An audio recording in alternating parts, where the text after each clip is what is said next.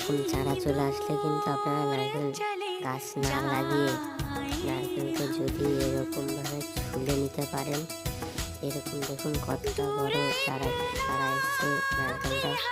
তবুও নারকেলটা কিছুটা এরকম যদি ছুলে নিতে পারেন, ছুলে নিলে তবে ভিতরে দেখবেন অনেকগুলো ফুল হয়েছে, ফুলটা আপনারা খেতে পারবেন।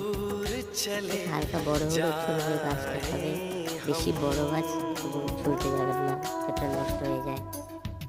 এর থেকে ছোট হলে আরও ভালো। এরকম অজানা নতুন নতুন ভিডিও পেতে চ্যানেলটা সাবস্ক্রাইব করে দেবেন।